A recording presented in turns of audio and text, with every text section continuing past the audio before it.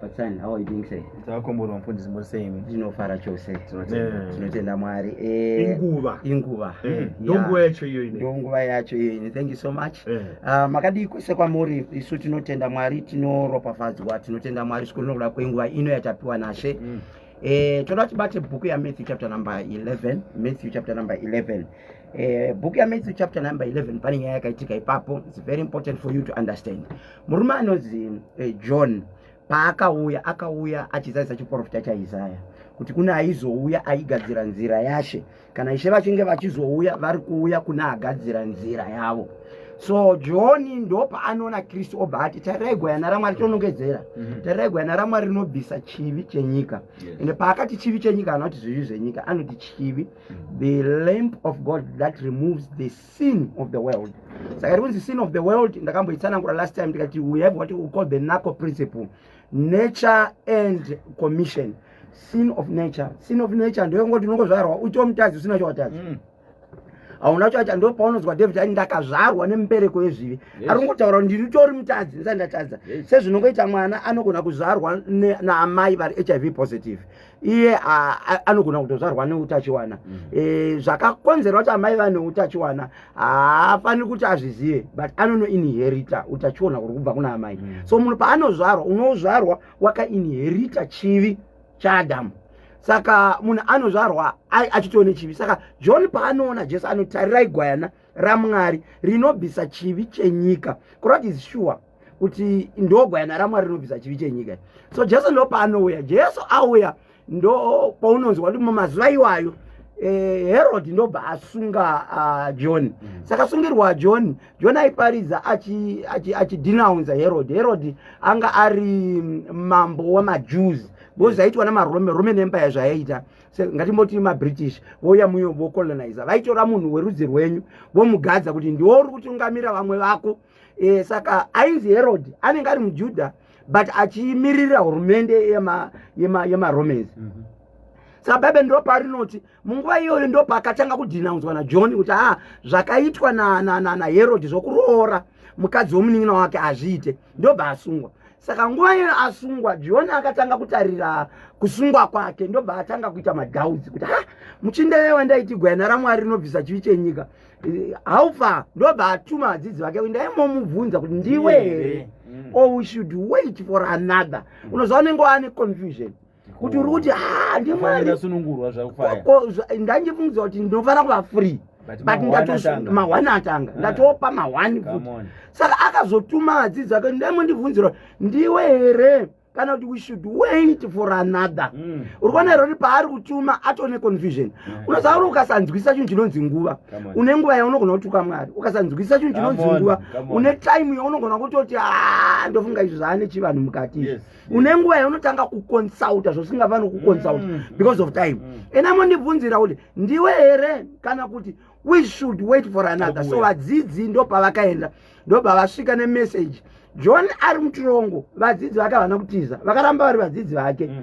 Ndonombopanzwise papa muupenyu kune vanhu vanofana kumira newe nyangwe zvodini vanoramba vakamira newe. Vadzidzi vaJohn vakaramba vari vadzidzi vemunhu akasungwa, vemunhu andori mujere, ndobva vatumwa ende vachibvuma kutumwa nemunhu ari mujere. Ndoda munzwise chinhu ichi. Unoziva kuti value yako haisiri muzvinhu. Kune vanhu vanoda munhu nekuda kwechinhu chaanacho, kana kuti kune vanhu vanoda munhu nekuda kwezvaanazvo kwete nekuda kwezvaari. Kune vanhu vanokudai mukoma Pakisani nokuti muri paredhiyo, nekuti ndawirirana nomunhu anoita sei ari paredhiyo rikapera iroro zvadhakwa. Saka tine vanhu vakadaro kuti vadzidzi vaJohn vari kuramba vachiwirirana naJohn vachitotumwa. Unoziva rinhu chinonzi gold munyangwa rikanda mundove roramba riri gold riri mundove. So masituation sometimes anogona kuoma but iva nehama dzinomira newe munguva yekuomerwa. Ndaimomubvunza kuti ndiye here. So ndo paakasvika zvikanzi tatumwa kuti tizobvunza kuti ndimi here kana kuti we should wait for another. Are you the one or we should wait for another? Kwa iye Mwari anombozviitirei John ashandiswa naMwari kudeedza kutaurira vanhu kuti Jesu ndiye, but John obva asungwa. zvinofamba sei. I want you to understand this. In life it's possible kuti sometimes munhu ari kana achikupa opportunity anokupa opportunity yakapackaged neminzwa. Nozanonzi dorofia. I don't know kuti kana makambokura kuna nzima dorofia. Chinonaka zvisingaite chino. Besa chiri mache chimdorofia unochitarira so chinyatsona chaipa. Wakangochitarira unyatsona dare gaichipe. Gaichakadaro. Kwete nokuti auchide unotozwa kunaka kwacho but chine minzwa. Varungu vanoti prickly pear. Iro dorofia prickly zvoroti inobaya. Ende zvarinoita manje dorofia rere. Kune mhuka dzimwe dzaka graduate dzakafanana rinozi chikwere rinotakura zvinhu mudesert iri. Camel kana chitoto izi chikamba chinorova dorofia zvokudaro. Mukati macho mune makagadzirwa malips neinei akakora kuita zvakaita nzara. Saka chinorova chichitaura kuti baba riri kufamba riri kunaka. Chichinakirwa nezvinobaya.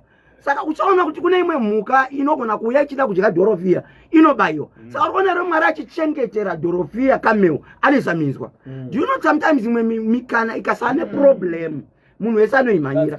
So Mwari anoisa minzwa kuti imwe mikana idarike vamwe yakamirira iwewe. So mimwe minzwa muupenyu ndio inokuchengeta. Mimwe minzwa iri kutaura time yako. Murume anonzi John nguva yake yakwana. Saka mukuomerwa kwake inguva. Zvimwe zvacho zvina mwetsvina, zvimwe zvacho hazvidi kuenda kugomo, zvimwe zvacho hazvidi kubvunzira, zvimwe zvacho nguva ukasaziva chinhu chinonzi nguva. Unozwa nguva zvainoita? Nguva inosumudzira vanhu asingafani kusumudzirwa, yodonhedza vanhu vanofana kusumudzirwa. Ndio zvinoita time. Time pane nguva yekuti inosumudzira vanhu asingafani kusumudzirwa, yodonhedza vanhu vasinga. Makamboona kuma medical doctor vane chimwe chimushini vanochiti PCR. Chavanoti kana munhu akaita asisina pause vanotsika kudaio pachifuva chavo kuti gi. Amena mabhotoro. Chononyatsoona kuti vari kuita munhu rafu apa. Rafu iyoyo ndio inomutsa munhu. Vandi PCR. PCR yande pulmonary cardio resuscitator. Saka paari kutsika kudaio ndokuti munhu iye ararame. Zvokuti wakatomhanya kuti muri kuita munhu rafu, iwe ndio uri kutomuita rafu. Rafu yaari kuitwa iyo ndokuti adzoke kulife. Saka unoona iro muupenyu sometimes Mwari ane rafu dzaanongunza mulife yako kuti usumudzirwe. Kune zvinhu zvinorwadza muupenyu zvisingarwadzirwe kuti une munyama zvinongotaura kuti it's time. Amen. Imwe nguva inouya muupenyu ende uri kuona iro murume anonzi John abatwa namapoliticians but ari munhu waMwari. Ndobva abatwa namapoliticians ndobva avharirwa. Iye ari munhu waMwari. Uri kuona kuti sometimes John aivana kuti ati ndakushandisa power rangu. But pane imwe nguva Jesu anoti abatwa anoti dai baba vaigona kutuma ngirozi. He can send 10,000 angels to destroy the world. Opukunyuka mwana wake Mwari akaregerei kusenda 10,000 angels. Do you realize kuti muupenyu dzimwe nguva kune dzimwe nhamo dzinokubatsira kuti destiny ibude? Let me repeat this. Jesu anobatwa Mwari aine ngirozi dzese obva asiya. Ari kusiyirei? Unoziva kuti dzimwe nguva unowina mamwe mabattles woruza gondo yacho. You can win some battles and lose the major war. Let me repeat this. Munhu anonzi musaidiwa anogona kuenda anogona kuenda kunotsvaka matsotsi akaba kana kuti chi futi yake inenge iri panapa. So anoita vakomana aya vanogona kutongonosvika zvekutopinda mubhawa kana ari anokecha utokecha imomo. Iye futi yake iri papapa. Ayese zvaudoti handovabata zvangu vakomana ndikataura navasikana ava veusiku ava ndichitambira kwasikana veusiku ava havachandiudza madetails. Munogona kutozoita noise yekunzi watora musikana wangu kana kuti wateura doro rangu futi ainayo akaita kuti ina ndidi kuruza obudisa futi oridza so matsotsi ari manobva atoona kuti saka tatsikwa nechirombo nai vakurova pasi kuroti matsotsi avambira akumutisa. Anohwina hondo yekuti munodziona dzakatoridza futi dzikadai. Saka dzimwe nguva anoharaswa futi ainayo power ainaro achiziva kuti ndikaridza futi I will win the battle and lose the war. Chandafambira kuwina saka ndinogona kuwina the battle and lose the war. I want you to understand muupenyu zvimwe zvinhu zvinorwadza but zvinorwadza zvikuendese mberi. Unorwadziwa but kurwadziwa ikoko kuchitaura ramangwana rako uchitaura future yako. John wasungwa, John apinda mujere, John ana Mwari. Zvinoita here kuti uina Mwari unosungwa. I want you to understand when a major breakthrough is about to come, pain increases. Let me repeat this. When a major break, ukaona dzimwe nguva uri pabasa wakungosonwa wangosonwa pane chikuru chakuitika. Vanotanga kuzvinzwa haasiri iwewe, vanotanga kuzviona kuti munhu uyu pane kwakuenda. Unozaira kuti dzimwe nguva chakanaka chakuuya kunombouya disorder. Mai vari kuzvara vanotanga kunobuda mvura akutange mwana, kunobuda mamvura asina order. Saka vamamvura ndio vanotanga kutungamira mberi, uzotoita kunge disorder yatanga.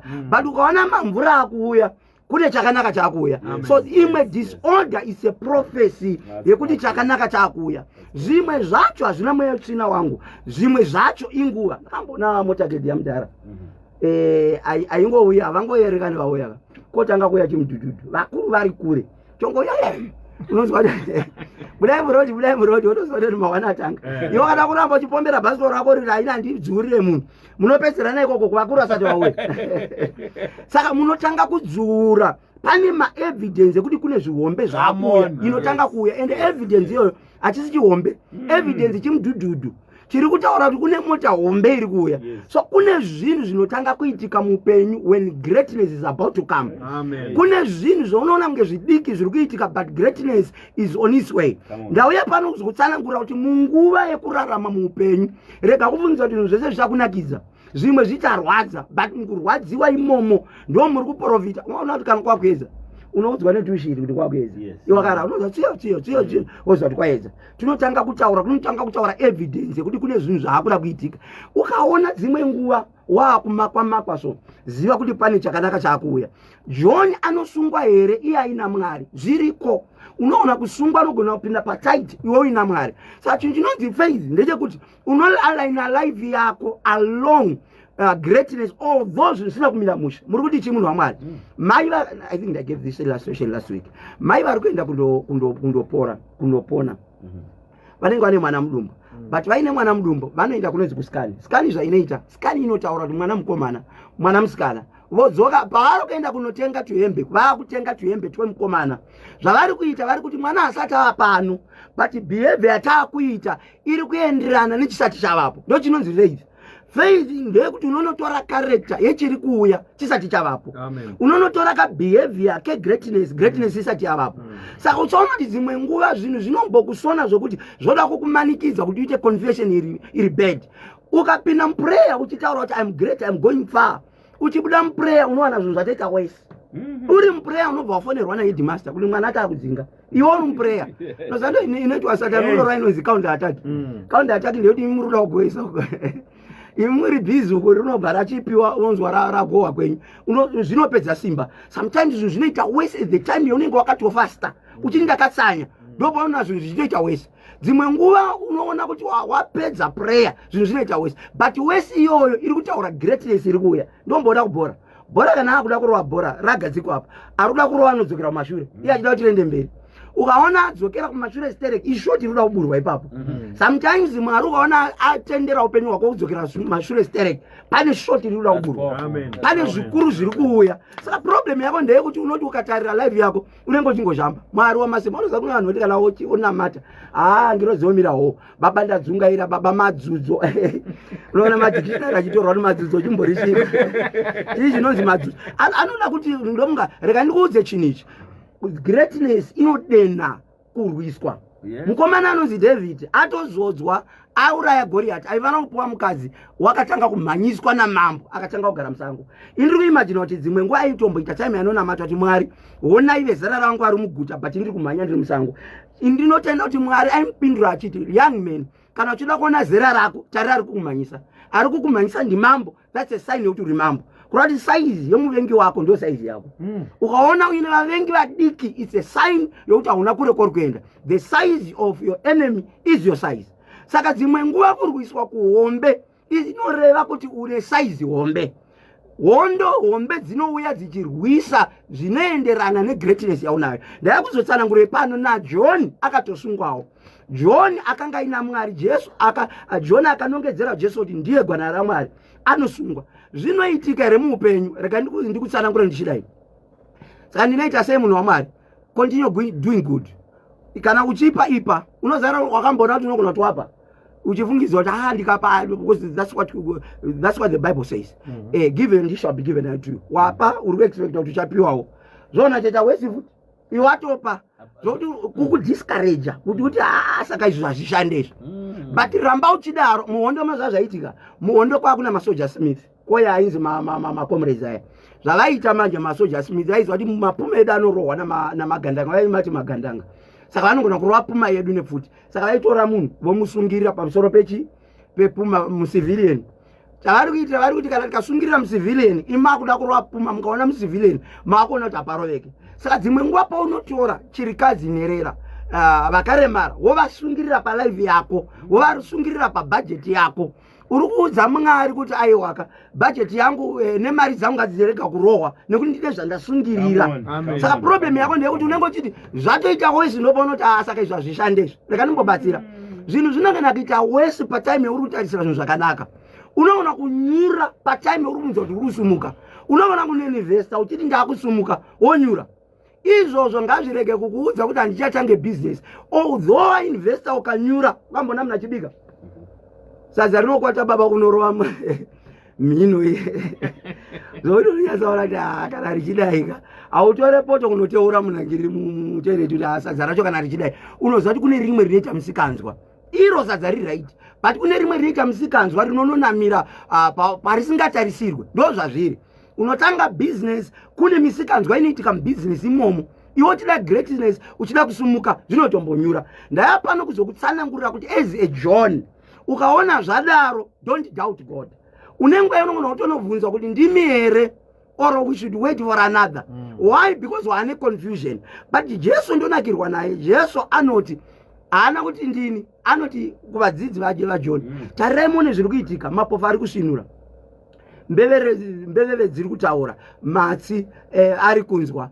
Endai munomudza zvamaona. Akati no, kutaura kunonetsa. Reka ndimbatsanangure nchidai. Unozara muupenyu sometimes dzimwe hondo hadzihwiniwe nokutaura, but dzimwe hondo unotaura nokuita. Pane zvinhu zvaunotaura nokuita. Jesu anoti I am not going to respond kuti ndini. But endai munomudza zvamaona. Mukangomudza zvamaona, iye kana achiziva chiprofita chapter number 29 verse number 18 of Isaiah, achaona kuti chokwadi ndini. Unaona here kuti muupenyu sometimes pane waendoti line principle. Ndamboitaura nai. Line principle. Line principle, LINE. Line principle inotaura zvinhu zviviri, lights and nets. Vanhu varikuenda kunoredza pachivera pausiku, vanoredza namabhotsi vaya, vanenge vaine malights, vanenge vane manets.